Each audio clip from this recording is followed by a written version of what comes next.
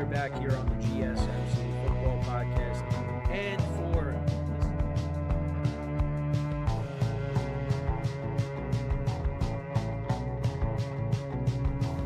all right, and we are back here on the GSMC Football Podcast. And for the final.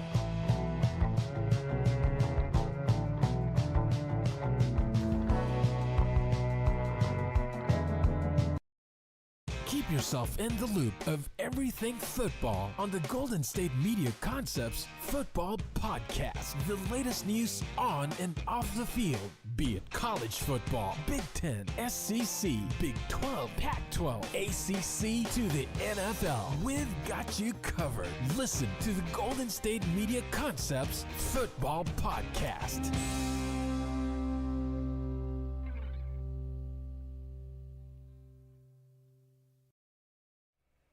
And welcome everybody to another edition of the GSMC Football Podcast, brought to you by the GSMC Sports Network.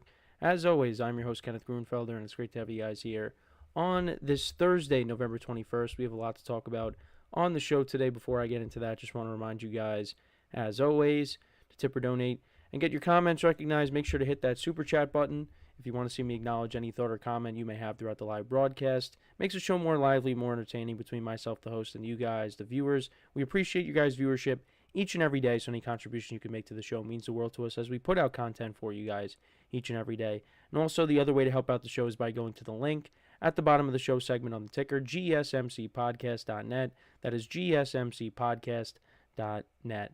So let's get into what we are going to discuss for today. So we're going to start off the show. We're going to preview tonight's game between the Steelers and the Browns in AFC North Showdown. Steelers, of course, are in first place. The Browns are in last place. But that does not necessarily mean that this game is going to be lopsided.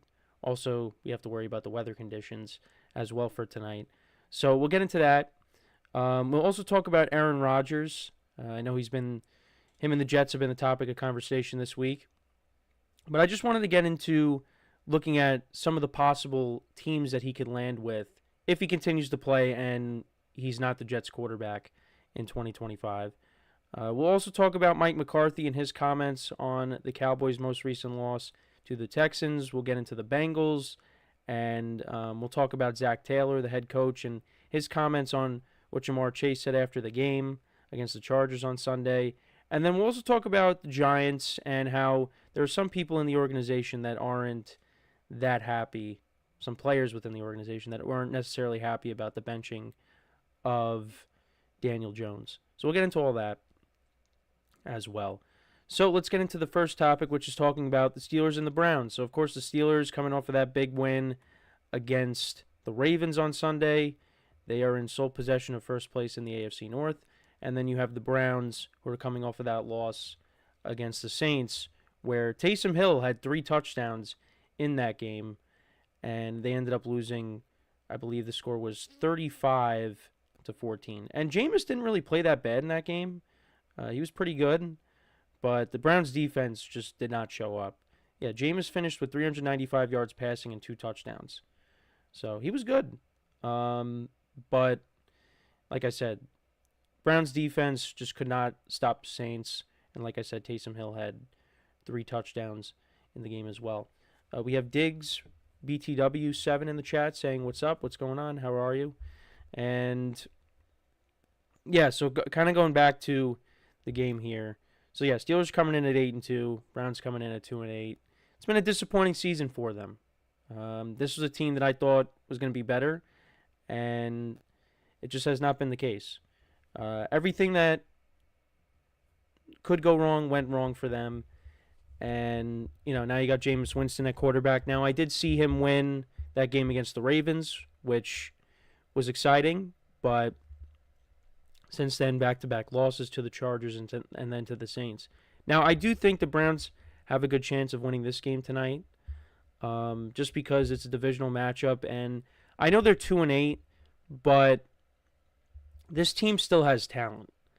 And the Steelers, the fact that they're 8-2, I didn't expect that. I expected them to finish with a winning record. Just I didn't expect them to be 8-2 at this point.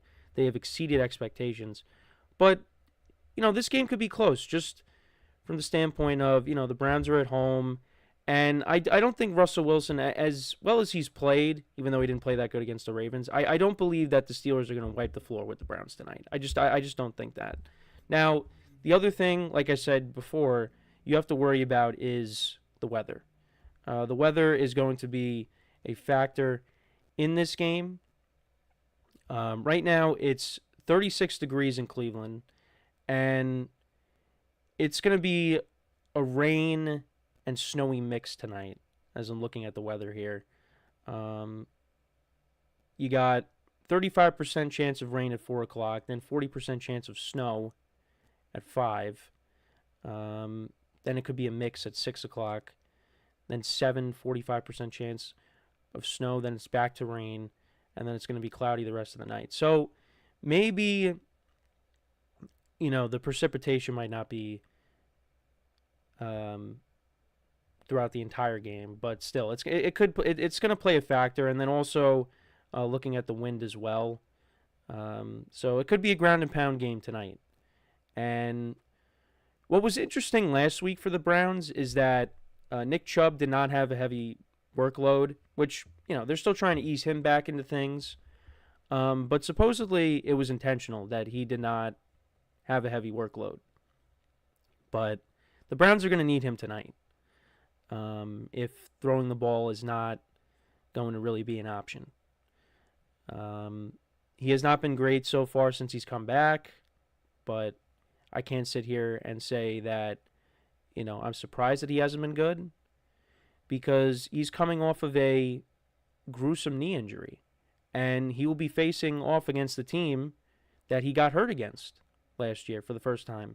And Chubb did comment on that and said it's just another game, which it is. It's not like the Steelers were intentionally trying to hurt him.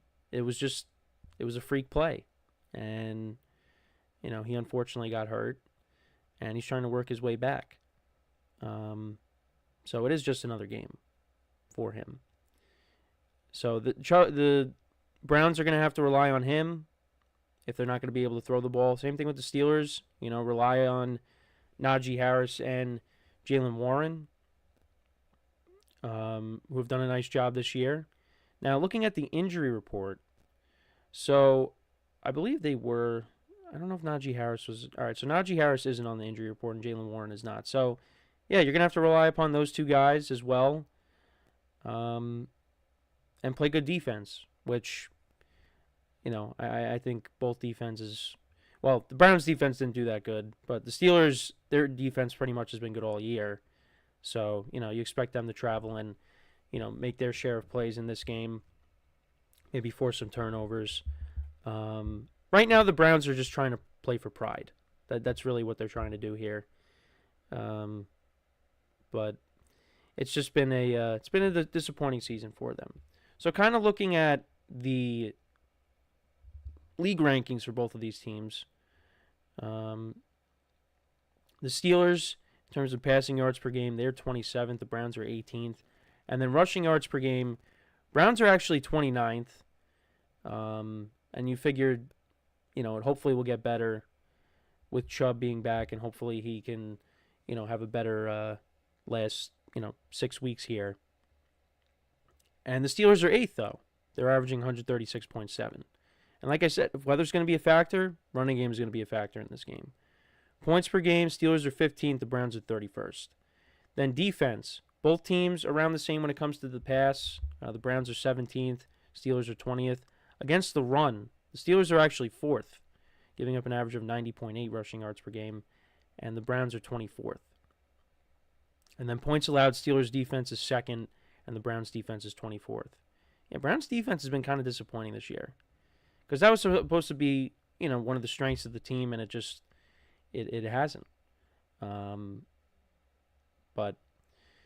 we'll see what happens in this game. I think this game, right now the over-under is 37. I might, if I was going to bet this game, maybe take the under. Because, this game could be a 17-10 game or something, or 20-16, something like that. But, yeah, so maybe I would take the under. If the weather was better, if it was a clear night, then, maybe you would say take the over, but my guess is take the under. That's what I would say, but don't listen to me, because then I might end up being wrong. So, I actually think the Steelers will win. I have the Steelers winning. The Browns are 3.5-point underdogs. I know I said the score might be 17-10 or 20-16, something like that. But I'm going to take the Browns with the points being at home. So maybe this is going to end up being a 3-point game. Maybe 16-13, something like that. Just throwing out a bunch of random numbers. It's an AFC North matchup, and sometimes these games, no matter what the records are, it'll end up being close. I mean, look at the Browns when they beat the Ravens. Who saw that coming? I thought the Browns would play good in that game with Jameis being at quarterback. I didn't think they were going to win. But, as good as Russell Wilson has been, like I said, I feel like this could be a game where he does struggle a little bit. Browns defense takes advantage of that. I think both defenses just keep this game close. And also the other thing, too, is with the weather is how is that going to impact, kicking field goals? Chris Boswell has been awesome this year. Is this going to be a scenario where, teams are going to have to go for it more and, attempting extra points? Are they going to have to go for two? Like, we'll have to see. But I think the Steelers win a close contest here, and they improve to 9-2 on the season. Which, I mean, that to be 9-2 at this point, if they're able to win, I mean, it pretty much guarantees them the playoffs, in my opinion. I know they got some tough games coming up, but the Browns, I think, they should be able to sweep them, and if not, split. And, you got the Bengals twice still, but I think they could at least split with the Bengals. That 3-game stretch between Week 15 to Week 17 is really going to show us what the Steelers are made of. Because they'll take on the Eagles in Philly, the Ravens in Baltimore, which they beat them already in Pittsburgh. Well, let's see how they play against them in Baltimore. And then the Chiefs at home on Christmas. That will tell us a lot about the Steelers and how good they actually are. Now, I think they are a good team. I had them in my top 5 yesterday, but, let's see what they could do later in the year when they have to go on the road and also play Kansas City at home. Let's see. But they're in first place, and give them credit where credit is due, and let's see what happens tonight. So I got the Steelers winning. Let me know what you guys think about this game. Who do you think wins tonight? Let me know in the comments. So we are going to take our first break of the show, and then when we come back, we'll talk about Aaron Rodgers and, some of the possible teams he can end up on if he does not return to the Jets and he does play next season. So with that being said, stick around, and we'll be right back here on the GSMC Football Podcast. I feel like I'm losing my mind. Is everybody in the world blind? Please, Lord, give me a sign, a sign. I feel like I'm losing my mind. Is everybody in the world blind? Please, Lord, give me a sign, a sign.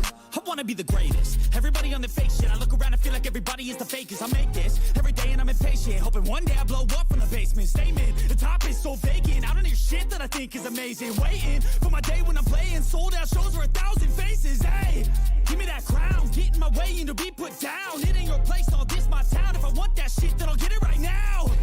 I'm losing it, the noose it fits, some losing shit, a stupid myth. You choose to live or choose to dip, you choose to fight or lose your grip and lose a gift. I feel like I'm losing my mind. Is everybody in the world blind? Please Please, Lord, give me a sign, a sign. I feel like I'm losing my mind. Is everybody in the world blind?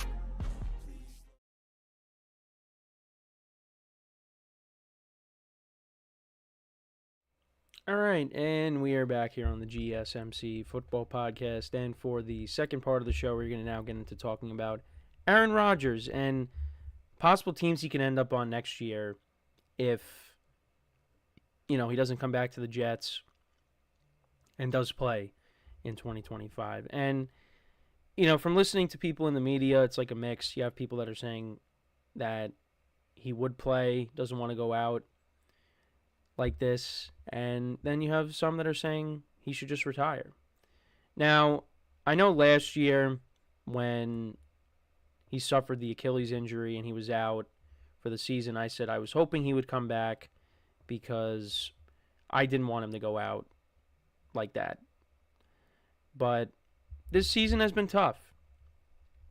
It's been tough. It's not what I was hoping for, but this is kind of where we're at right now. And, the Jets have went ahead and made a lot of moves. Ownership-wise, they, let go of Robert Saleh, you let go of Joe Douglas, and Rodgers is going to be the next one out, most likely. Especially when you hear that Woody Johnson, the owner, supposedly wanted to bench him after the loss to Denver. And that was back in week 4. So it's been a challenging year. And like I said, I don't want Rodgers to go out like this either. But, if he ends up calling it a career, then so be it. But let's kind of just go through some teams that, it's possible that he could end up going to next year if he does continue to play. So one of the teams that I brought up in our production meeting yesterday, because we did talk about it, is the Tennessee Titans. Now, that was a team I think that was attached to Rodgers when, the rumors were going around when he first left the Packers to go to the Jets. That was a team that got floated around. They might not necessarily be sold on Will Levis. I mean, depending on how Will Levis finishes up the year. Now, the Titans could be in a position where they draft a quarterback. But, they got some veteran wide receivers on this team. Their defense is not that bad. You got a decent running game with Tony Pollard and Tajay Spears. I mean, maybe that's a spot that Rodgers could go to and, be the starter for at least a year. And then, if they draft a quarterback, whatever they decide to do, or maybe they have Will Levis sit behind Aaron Rodgers, maybe that's something that they do. But that could be a team that he could possibly go to.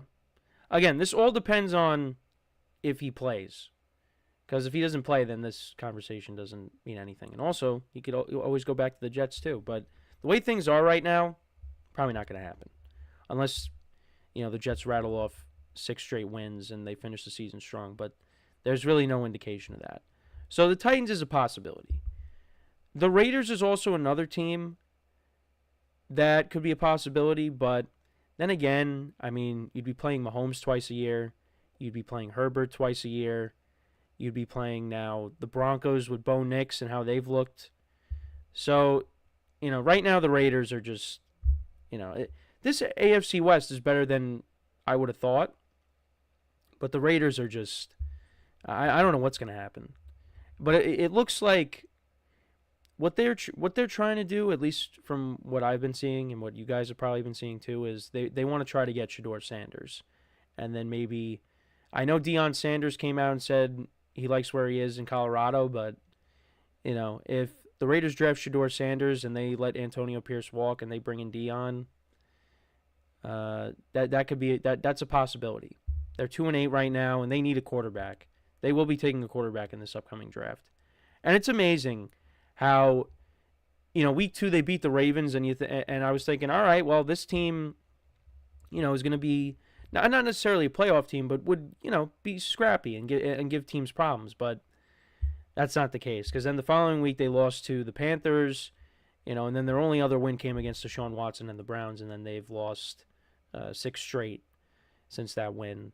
And yeah, they're not going anywhere this year. And I feel for Antonio Pierce because I was really hoping that, this would be his job for a long time after how the Raiders finished last season, but it's not the case. It's probably not going to happen.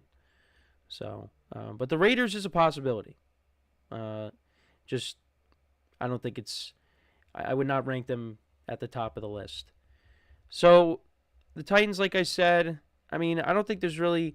the Steelers could be a team, depending on what they do. Maybe they hold on to Russell Wilson and, Justin Fields. We'll see what they do after this season. Because Russ hasn't been bad. Russ has played better with the Steelers this year. But you know what? My thing is this, though. Rodgers has not been great. However, I do think had he gone to, let's say, the Steelers, things would have been better. They just would have. Because I don't entirely blame Rodgers for this season. It has a lot to do with ownership. It has a lot to do with coaching. Personnel. It's not just him. Now, I'm not trying to say that, he's completely dismissed from it. He's got to play better. But I think had he gone to a better situation where you have stability when it comes to the head coach, things would have been different.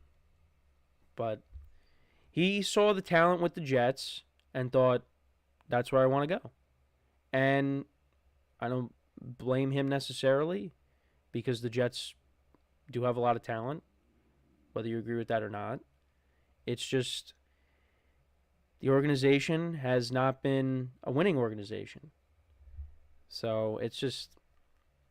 And the Jets, look, they tried. But it has failed. So now we go over to the NFC. Now another team that's kind of been floated around is the Giants. Because the Giants are going to need a quarterback. And what if they say, all right, we'll take on Aaron Rodgers, have him start for a year, similar to, the Titans.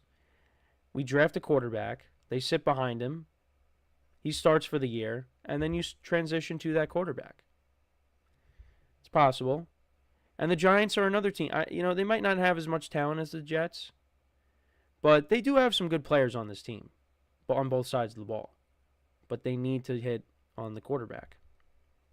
Their rookie draft class this year has been pretty good. It seems like they got a good replacement for Saquon. Not the same player as Saquon, not as dynamic, but Tyrone Tracy looks like he's a good player. Malik Neighbors, Wan'Dale Robinson. Get Andrew Thomas back next year. Got a very good left tackle. The defensive line with Dexter Lawrence and Brian Burns and hopefully getting Kayvon Thibodeau back before the end of the year. They have some good players on this team. It's not like this team is just... maybe they are ways away, but I don't know. I feel like they do have a foundation. It's just you need to find your franchise guy. And if you bring in a veteran to at least start the year, and then you transition to your rookie quarterback, you give them some time to sit and learn, maybe that could work. But I don't know. I don't think Rodgers is coming to the Giants. Now, there's a part of me that would be happy to see that just because, he's one of my favorite players and just seeing him play for a team that I root for. But we're not getting the Aaron Rodgers from 10 years ago. So, and I just don't think it would really work. But we'll see. Then we go to the NFC North. I know the Vikings have been thrown around just because, hey, that's what Brett Favre did. Went to the Jets after the Packers and then went to the Vikings. Look, Sam Darnold might not be back. He might go somewhere else. Maybe that's what the Giants end up doing because there was some rumors that, they could get Sam Darnold or Justin Fields. Sam Darnold doesn't come back. J.J. McCarthy, maybe you want him to continue to sit. I know he of course, is out for the year with I think it was the meniscus injury. So maybe you have Aaron Rodgers come in, just start for the year, and then you go to McCarthy. That's a possibility. The Saints is also a possibility, too. depending on what they do with Derek Carr. You still got a lot of veterans on the team. Maybe you take a chance on him. The Seahawks, maybe. I mean, I think they like Geno. I don't think they want to move off him, but we'll see. As of right now, we got to see how the rest of the season plays out. But I think that's it. I mean, I know when I was watching the Michael Kay show, they were talking about, well, first of all, they were talking about the Broncos. I'm like, the Broncos? Why? Bo Nix is playing really well. Why would they? They're not going to pull the plug on Bo Nix. It's not happening. I don't know why they said that. But then they also said that the idea of bringing him in San Francisco. You know, they talked about, oh, Purdy's not looking that good right now. I mean, I think he's been the least of the 49ers' problems. But, you know, that's a team that Rodgers has wanted to play for, and, you know, maybe they bring him in, compete with Purdy. I don't think that's happening, but that's something that they were talking about. So I did not agree with that. But I think you look at the Titans as a possibility. Maybe the Saints. Maybe the Steelers come out of nowhere. It's going to be interesting. Now, listen, I would love to see him continue to play, but it's just he's not going to be playing at the level that we would expect. And it happens. You know, look at Peyton Manning his final year. Now, Rodgers is not playing like that, but he hasn't been great. But part of it is he's playing hurt, you know, and it's just right now he's playing for a team that has a coach that's way over his head. And he's a 40-year-old quarterback. He's going to be 41. So, and the other thing too is, like, I know I brought up, well, he could start for a year and then the team switches over to the young quarterback. He also has to be willing to do that. That's the other thing too. He's got to be willing to do that. If he's not willing to do that and he wants to be the guy, then I don't know. But a team will definitely give him a chance because they might be desperate enough to be like, you know what? Let's take our chance on him and see if we can fix him. And if not, then then that's probably it. But he's got to want to continue to play, and they're going to have to be teams that want him, which I think there will be interest. But we'll see what happens. And if not, maybe he ends up going back to the Jets and, they figure it out that way. But that's my thoughts on it. Let me know what you guys think. What team could Aaron Rodgers end up with? Or do you think maybe he stays with the Jets? Do you think he retires? Let me know in the comments. So before we go to break, I just want to remind you guys once again to tip or donate and get your comments recognized. Make sure to hit that super chat button if you want to see me acknowledge one of your thoughts or comments throughout the live broadcast. It makes the show more lively, more entertaining between myself, the host, and you guys, the viewers. We appreciate you guys' viewership each and every day, so any contribution you can make to the show means the world to us as we put out content for you guys each and every day. And also, the other way to help out the show is by going to the link at the bottom of the show segment on the ticker, GSMCpodcast.net. That is GSMCpodcast.net. So when we come back from our next break, we will discuss Mike McCarthy and his comments, Aaron Rodgers' old head coach. We'll talk about what he had to say about the Cowboys and their season, and that's what will be the third segment. So with that being said, stick around, and we'll be right back here on the GSMC Football Podcast. Looking for your daily fix of sports talk without having to pay for it? GSMC Sports Network is available on YouTube. Just search GSMC Sports Network. Get your fix of daily sports talk shows on YouTube, absolutely free. NFL, college football, NBA, MLB, MMA, UFC, fantasy football, and so much more. GSMC Sports Network has shows running all day long, with new sports shows starting every 2 hours. Just like on your favorite cable sports channel, except GSMC Sports Network is absolutely free. Just search GSMC Sports Network on YouTube to catch one of your new favorite shows, like the GSMC College Football Podcast, Chip Shot Football Podcast, Hoops and Heels Women's Sports Podcast, GSMC Basketball Podcast, and so many more. Check it out for yourself. GSMC Sports Network, now available on YouTube absolutely free. Search GSMC Sports Network on YouTube right now.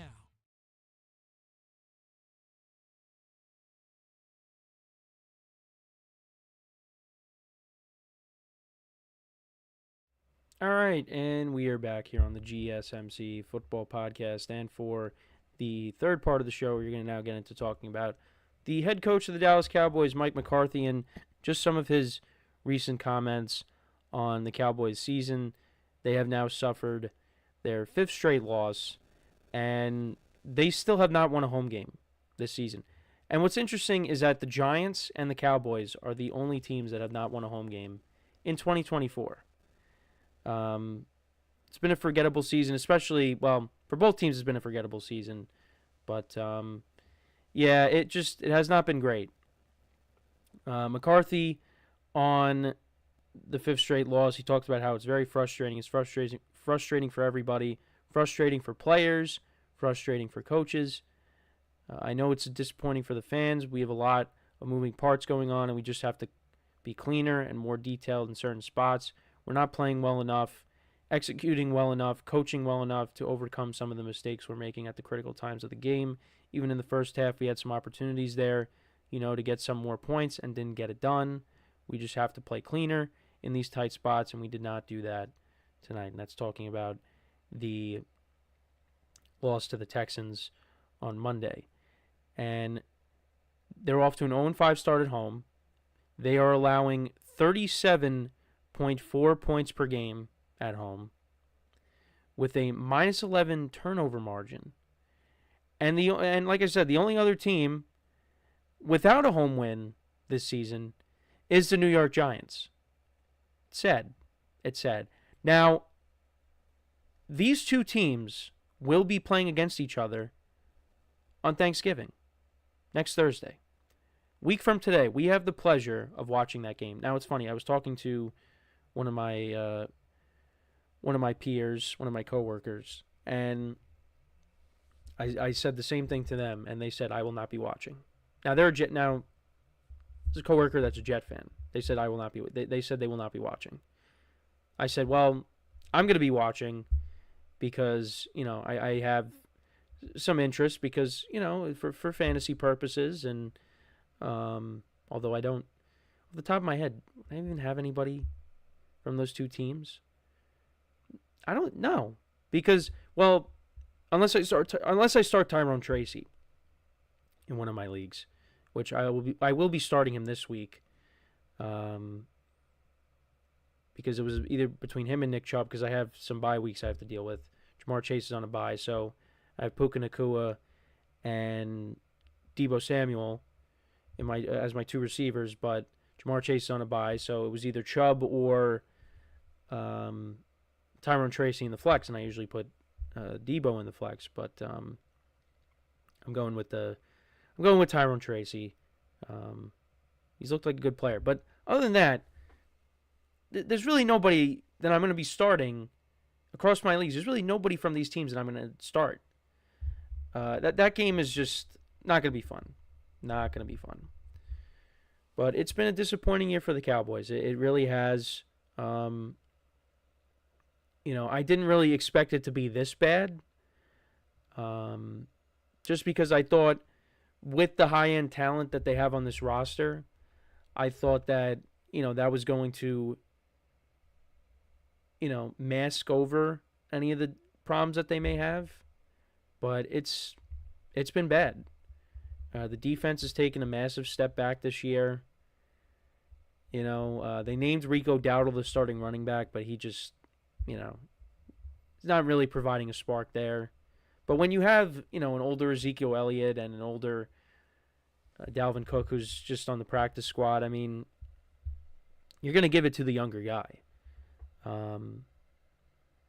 And, you've had injuries all over the place. I mean, now Dak Prescott, he's out for the year. Cooper Rush has started the last two games, and he looked, a little bit better against the Texans, but, again, they only put up 10 points. So it's just, how many games are the Cowboys going to win? It just has not been a good year for them. It hasn't. And Mike McCarthy is probably done. I would be surprised if he's back. If he's back, then, Cowboy fans have every right to complain. Because when you have a season like this, there's got to be changes. But, like I've said on recent shows here, as the Cowboys have gone through their struggles, look how long they kept Jason Garrett for. You know, what if that's the same thing with Mike McCarthy? I don't think it will be, but if that ends up happening, I mean, what do you do? So, it's been a very challenging year for them. It really has, and, you know, now they take on Washington. They take on an old friend in Dan Quinn, and he's got that team playing well. But, yeah, it's might be an ugly game there, depending on how that goes. Because Jane Daniels is a little banged up. He's not 100%. But I think the Commanders should win pretty handily in that game. But we'll see. You still got Philadelphia one more time in Philly. And you got no Dak once again. So, you know, that might not go well. It's going to be interesting to see what happens. But, you know, you got your star players on big contracts now, and you're still waiting on, you know, Micah Parsons and what happens there. How are they going to fill out this team? I mean, it's really going to have to be through the draft. You know, because they're a team that typically doesn't go out and sign free agents to big contracts. Haven't really done that. You know, I mean, they brought in Eric Kendricks. That was really, and Zeke. Those were their free agent signings. Those were their big free agent signings. Derrick Henry wanted to be a Cowboy, but the Cowboys just kept saying they couldn't afford him. They could have probably made it work in some way. But I don't really know how much. I mean, I think Derrick Henry would have helped him, of course. But, you know, can Derrick Henry play defense? What happened to this defense? This defense has not been good. And it goes back to the playoff game against the Packers. Then Dan Quinn leaves. Mike Zimmer, I mean, the unit is not good. Even with the injuries. Before the injuries, you had everybody for the most part. Deron Bland was still out, but the defense hasn't been good either. So, that's the other issue. But, you know, they still have enough talent where, you know, you could continue to try to add pieces, I guess, through the draft. And, you know, maybe they could have a better year next year. Maybe depending on, you know, what kind of, you know, what head coach you bring in. If you're replacing McCarthy. And maybe the Cowboys could turn it around and, you know, be back to being a good regular season team. If not, I don't know what they're going to do. You have Michael Irvin coming out and saying that if the Cowboys draft Shedeur Sanders, then Deion will go there. They just paid Dak $60 million. They're going to move off of him? I'd be surprised if they did that. Deion's not going to Dallas. I did talk about him maybe going to Vegas if the Raiders draft him. Because the Raiders need a quarterback. The Cowboys don't. They paid their quarterback. So, and then also I actually saw Micah Parsons and Trayvon Diggs. So they were doing a podcast together. It was on Micah Parsons' podcast, I believe, and he said that they're a pretty good football team. What? Where? I don't see a good football team. I don't. I really don't. I mean, again, the numbers at home. They're giving up 37 points per game at home. They're getting blown out.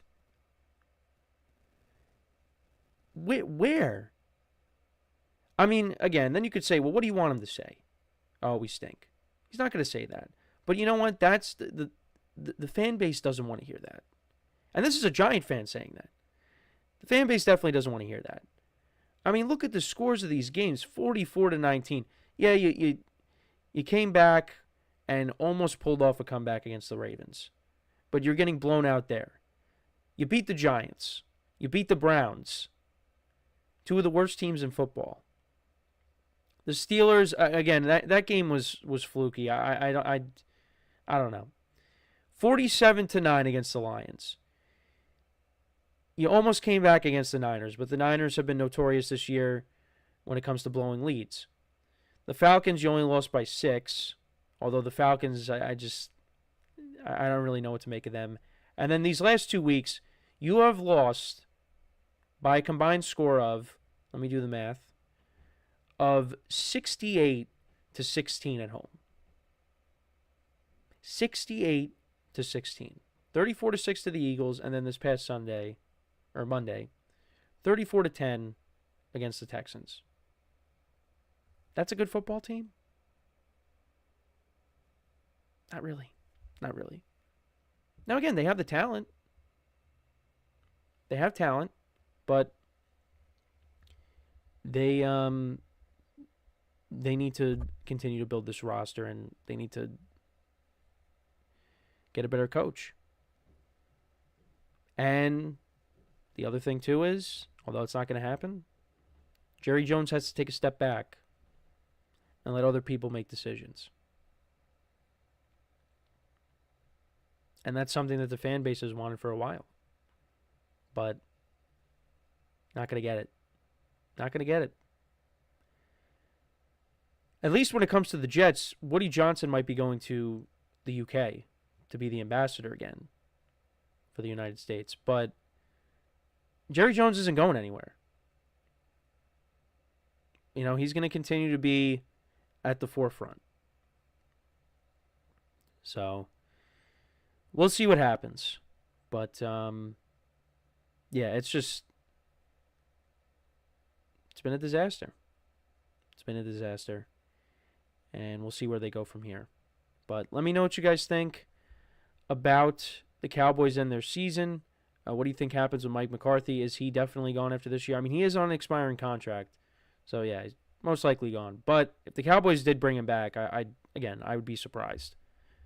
I mean, I don't know what else. But they could say, well, we got, Dak got hurt. We had a lot of injuries.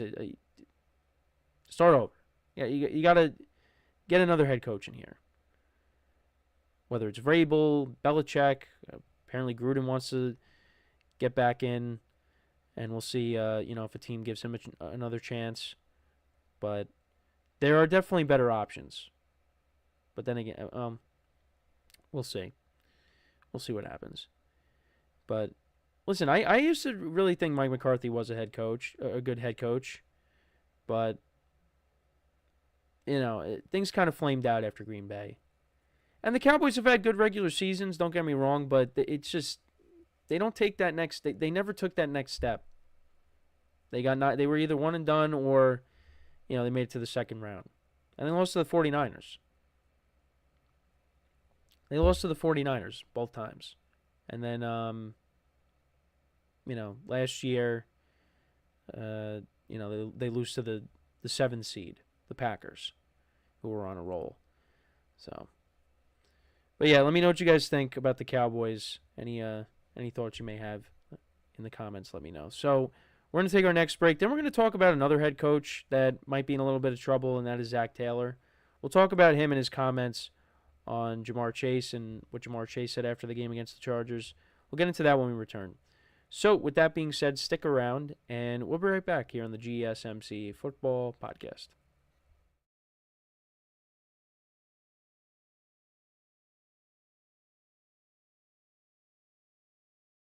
For the best and latest podcasts available anywhere, go to the podcast app on your cell phone and type in GSMC to access free content-rich podcasts on health and wellness, book reviews, sports, entertainment, relationships, social media, movies, technology, finance, and even weird news. Subscribe and download the GSMC Podcast Network's family of shows, available everywhere podcasts are found.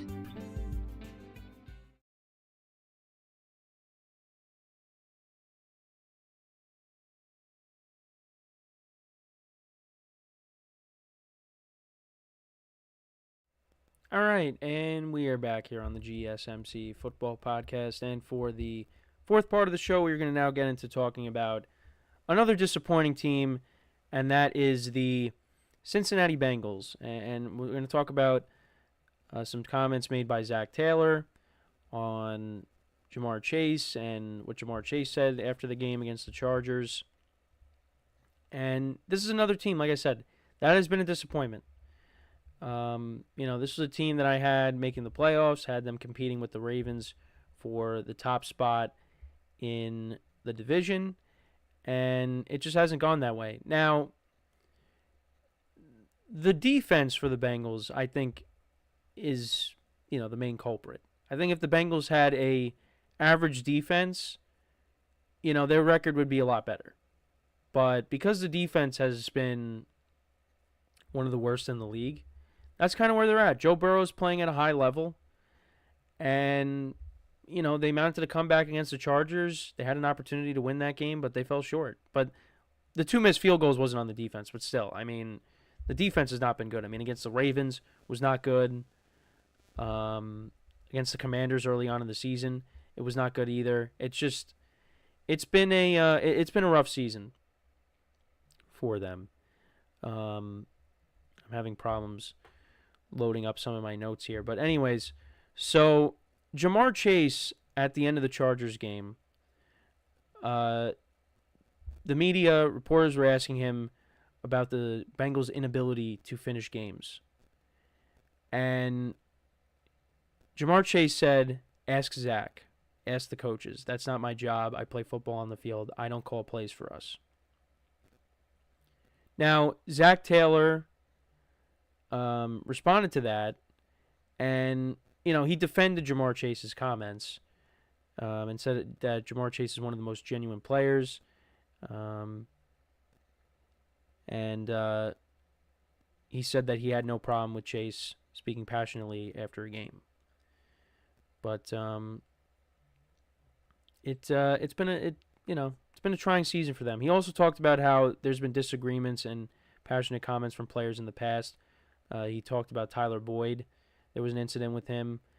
He said Zach Taylor basically said that he views these moments as healthy and indicative of a desire to win. So, didn't really take any issue with what Chase had to say, but you do kind of worry about Zach Taylor and his job security if the Bengals do end up missing out on the playoffs and they're not able to turn it around, because they still can, but they definitely are running out of time. They are running on thin ice right now. And you go back and you look at some of these games, and Joe Burrow has played great. But you look at the Chiefs game that they lost, Joe Burrow ended up fumbling the ball in that game, and that led to a scoop and score. And then you did have the flag at the end of the game, the pass interference call that set up the game-winning field goal. Again, don't want to put the full blame on Burrow, but that happened. Then you go back to the Ravens game, the first one, and Burrow threw a pick in that game that led to points by the Ravens. I think that's what they ended up tying the game off of that, and it went to overtime, and the Ravens ended up winning in overtime. The Bengals also had a 10-point lead in that game. And then the Ravens game the second time around, you had a 14-point lead, and they ended up blowing that. And then here, against the Chargers, it was a tale of two halves. The first half, Bengals could not get anything going. But then the second half, they really took off. And they had an opportunity to take the lead. McPherson misses those 2 field goals. And there was a play where Burrow missed Jamar Chase. Jamar Chase broke free. He was wide open. He could have hit him for a touchdown. Missed him there. It's just, it's been a combination of many things. But it's just, that's what some people will point to when it comes to Joe Burrow and say he's got to play better, even though he's played great. He's an MVP candidate if, the Bengals have a better record. He's been very good. But had some of these plays and these turnovers not have happened, if certain plays have gone their way, they would have a better record. But I think the biggest problem with them is it's the defense. It kind of reminds me, although this offense that I'm about to bring up was not nearly as good as the Bengals offense this year, and that's the 2015 Giants. How many games did the Giants end up losing because their defense just could not get a stop? Their offense was good in 2015. Eli Manning had his best statistical season. I think he had 35 touchdowns that season, and you're probably saying, wow, that was his career best, his season best. 35 touchdowns in a season. Yeah, it was. But guess what? He's going to be in the Hall of Fame. He's going to be in the Hall of Fame with 2 Super Bowls. So let's not forget that. But their defense could not get a stop for the life of them. They lost to the Cowboys the first week. There was another game they blew against the Falcons. The Jets, that game they ended up losing. The Panthers, with Cam Newton and his MVP season, they ended up coming back against them. They were down big, but they ended up coming back, but they still ended up losing that game. How about that Saints game against Drew Brees? Eli threw, 6 touchdowns in that game? And Brees threw 7. The final score was like 52-49. I've seen it as a Giant fan. And the Bengals are kind of going through something similar, where, they've had leads and they end up losing them. They take their foot off the gas pedal for a second, and then all of a sudden, the team they're going against is right back in the game. And it happened both times against the Ravens. And the Chargers on Sunday, they gave them every opportunity to win that game. Because then the Chargers offense disappeared. Herbert was missing guys, and, the Bengals got the ball back, and they, drove down the field, got into field goal range, but McPherson missed those 2 kicks, and he's been a very good kicker over the course of his young career, but not this year, and not in that game. And this team is deflated. And Zach Taylor doesn't have the answers either. He doesn't know what to make of it, because it just keeps happening every week. I mean, what do you say? What more can this offense do? It's just they have to be perfect. That's really what it is. You have to be perfect. They have to basically score on every drive. But that's not going to happen. Jamar Chase is having a career year. Might win the Triple Crown when it comes to receivers. T. Higgins, the reports are out there. He's probably not coming back next year.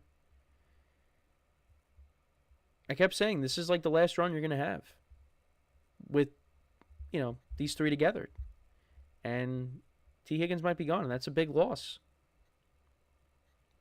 if you end up losing T. Higgins. But they want to pay Jamar Chase. And, if it comes down to either T. Higgins or Jamar Chase, they're going to pay Jamar Chase. T. Higgins is a very good receiver. But Jamar Chase is, he's a top 5, top 3 receiver in the NFL right now. So you're going to pay him. And as a Giant fan, maybe the Giants get T. Higgins. You pair him with Malik Neighbors, and then they draft a quarterback. I know one of my friends has been saying that the last couple of days. I would love that. That would be great.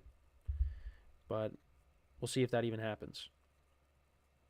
So, yeah, it's just, it's tough. It's tough.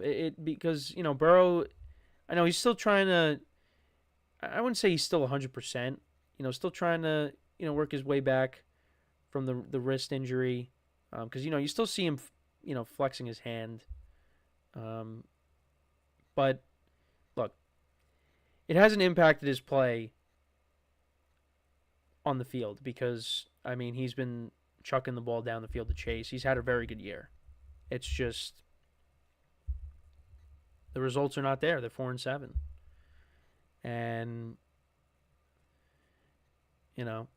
it's going to be an uphill battle for them to try to get back into this thing. Because, again, they're typically a team that starts off slow, but they just haven't recovered. They have not recovered. And, you got the Steelers twice on the schedule. They do have the Browns again, I believe. Who else do they have? They have the Titans on the schedule. They got the Broncos on the schedule. They got the Cowboys. I mean, there are definitely winnable games on the schedule here. They got the Broncos at home at least, so that's good. I mean, it's not like they don't have a chance to beat the Steelers. They definitely do, but their defense is a problem. So we'll see what happens. But, yeah, it's just been a very disappointing season. Right now, looking at the wild card, they're 3 games out. Now, they do play the Broncos. If they could somehow get their way back to 500 and you find yourself a game behind the Broncos and you could find a way to beat them, maybe. But they'd have to sweep the Steelers. The Cowboys, I think they should beat with Cooper Rush at quarterback, but who knows. At the Titans, I think they should win that.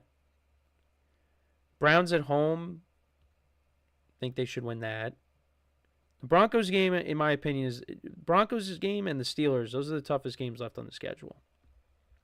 But it's a divisional game, so the Steelers could win that. I mean, the Bengals could win those. Burrow's usually done well against the Steelers. But, again, the defense is going to have to step up. And the defense did step up in the second half. They shut down the Chargers' offense. The Chargers' offense really did nothing in the second half until that last drive of the game. So, I don't know. It's going to be tough. So, we'll see if they can find their way back into this thing. But I'm curious to see what happens, because if this team ends up, finishing with like 7 or 8 wins, is Zach Taylor gone? That's a job that would be very intriguing to somebody if Zach Taylor ends up getting let go. Definitely be people lining up to coach the Bengals with Joe Burrow and Jamar Chase on the team, and then hoping to rebuild that defense. So, yeah, let me know what you guys think, though, about the Bengals. You think they still have a chance at the playoffs? Let me know in the comments. So when we come back from our final break, we'll talk more about the Giants benching Daniel Jones and just what some of the players had to say, what Dexter Lawrence had to say about it. We'll get into all that when we come back from our final break. So with that being said, stick around, and we'll be right back here on the GSMC Football Podcast.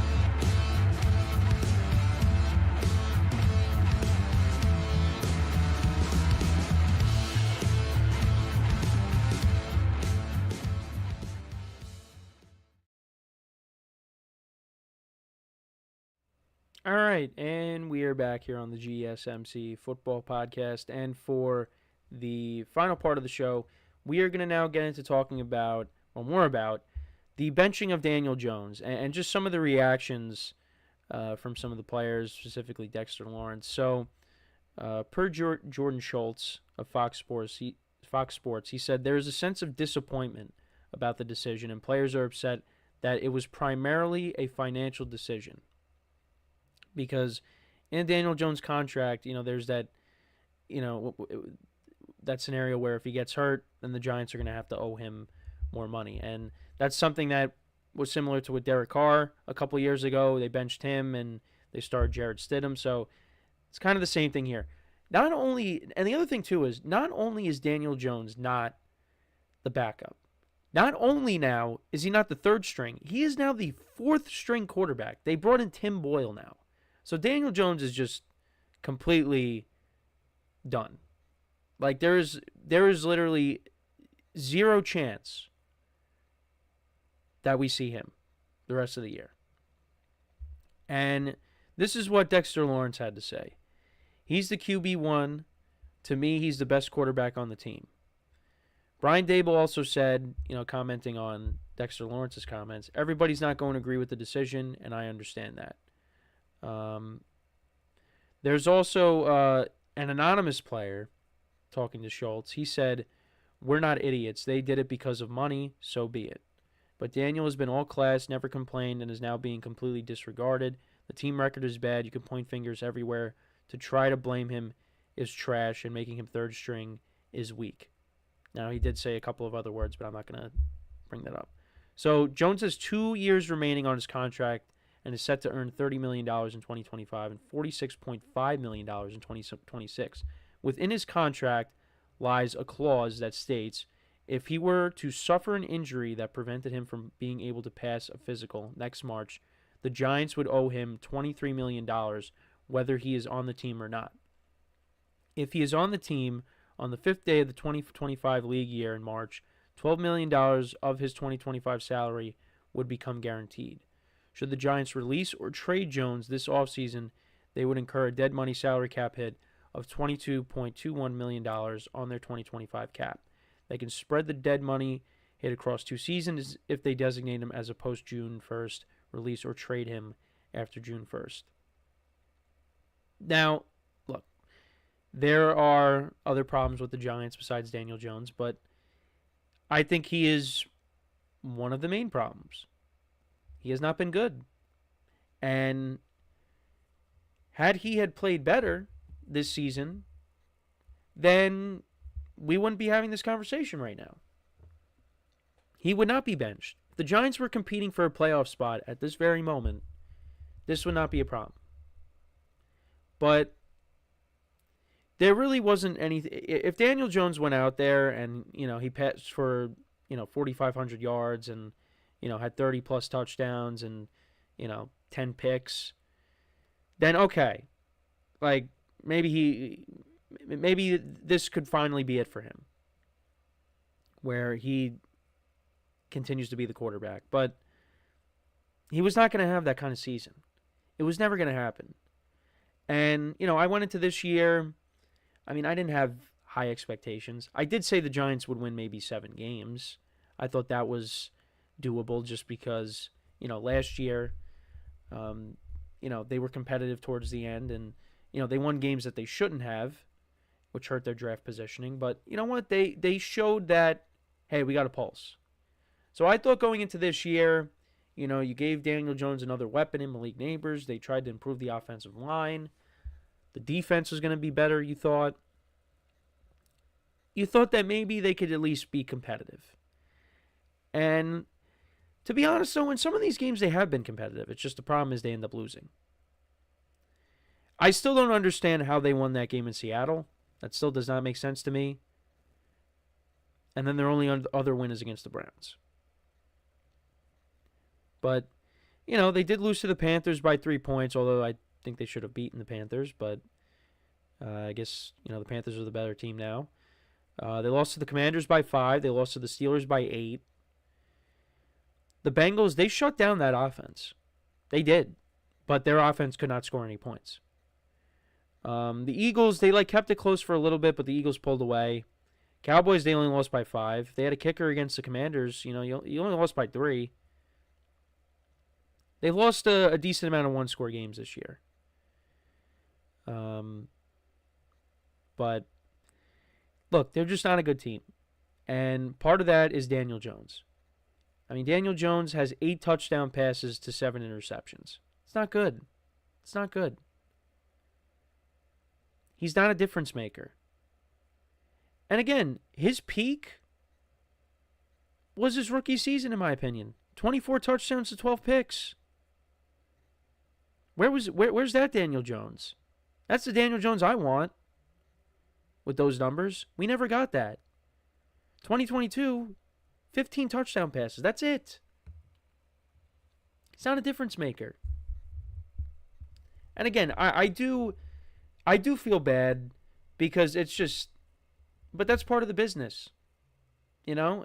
I don't, you know, I'm not gonna be like one of these Giant fans, like you know, people burning his jersey in the. Oh, no, that was Barkley. They were burning his jersey, but you know, the Daniel Jones's jersey is probably getting, you know, burned in parking lots because you know that's what people do. You know, it is unfortunate because he is, you know. Seems like, I mean, I'm saying he's a nice kid. He's a nice guy. You know, he's tough, and, you know, it's not all entirely his fault, but it's just, he just wasn't the answer. And, you know, I did bring this up. It wasn't easy. He had to go through 3 different coordinators and 3 different head coaches. You know, it's just, it's not easy. And, you know, the Giants have been a team that just has not been able to get themselves back to what they once were for a long time. They have flopped on a lot of draft picks, and he was one of them. And a lot of, you know, free agent signings. It's an organizational thing. And had things been different, Daniel Jones would not have been a Giant. You know, it's just, it wasn't the right pick. It wasn't. Now, the Giants eventually needed a replacement for Eli Manning, but, you know, it's just, that Dave Gettleman era just, that was one of the biggest flops of the Dave Gettleman era, is just taking Daniel Jones. Because on one hand, they were like, we want Eli to have another chance at getting a Super Bowl, but then on the other hand, you're like, all right, we got to draft his replacement. And they took him with the 6th pick, Daniel Jones. Instead of, hey, let's get a pass rusher. Let's, you know, get an offensive lineman. No, let's get a quarterback that's going to sit behind Eli. Now, eventually, Daniel Jones did take over for Eli that year, but it's just, they probably should have let go of Eli. And now, when you look back at Eli Manning's career, Eli Manning got benched for Daniel Jones and Geno Smith. Now, Geno Smith, look, you know, been doing all right with Seattle, but, you know, you get benched for Daniel Jones, and the Giants just never really went anywhere with him. They did go to the playoffs, but that was, I guess you could look at that as an aberration. Because other than that year, Giants did nothing. So, Daniel Jones will end up on another team. He will. But it just didn't work out with the Giants. And I understand, you know, Dexter Lawrence and Daniel Jones got drafted the same year. You know, they've been teammates for a long time. I understand the frustration. I get it from a business aspect, and it's just, it's silly. You know, it's like, oh, this is just for a money thing from their perspective. But the Giants want to move off of him, and they don't want to have to pay him more money than they have to. That's why he's the 4th string. Not even the 3rd string. He's the 4th string. They brought in Tim Boyle to be the 3rd string quarterback. Now, if you look at all these guys, between DeVito, Drew Lock, Tim Boyle, Daniel Jones, is Daniel Jones the best quarterback of the 4? Yes. But they had to make a change. He wasn't playing good, and they don't want to owe him more money. That's where we're at. And look, I mean, my friends and I go back and forth on Daniel Jones, but in the end, would I have wanted to see him prove me wrong? Yes. But he just never did. And, you know, I talked about the head coaches and, you know, GMs, but the injuries have played a part too. It's been a combination of things. He just took a step back. He regressed. And I saw it from day one this season when they played the Vikings. Offense could not do anything. But then then you had some flashes where you're like, wow, they won in Seattle. And it's just, then you thought like, okay, they could win some more games. No, the Giants are just, New York football, it's rough. And when is it going to get better? Who knows? But hopefully, being a Giant fans out there, they take the right quarterback, and that ends up being the next guy, whoever it is, for the next, 15 years. But only time will tell. But let me know what you guys think about, the Giants' decision to bench Daniel Jones. What were your thoughts on it? How do you feel about the players and their displeasure with it? Let me know any thoughts you may have in the comments. And that is pretty much it for the show for today. Thank you guys for tuning in. Make sure to check out all the other shows as well. We will be back again tomorrow, same time, to preview the upcoming games this weekend. We'll get to see the return of Tommy Cutlets against the Buccaneers. Mike Evans actually will be coming back this week for the Bucs, so that's huge. I'm hoping they can make a run at the playoffs. They definitely still have a chance. It's probably going to be, trying to win the division. But, thank you guys for tuning in. Make sure to like, comment, and subscribe to the video. And as always, I'm your host, Kenneth Grunfelder, signing off from the GSMC Football Podcast, brought to you by the GSMC Sports Network. Have a good day, and I will talk to you guys tomorrow. Take care.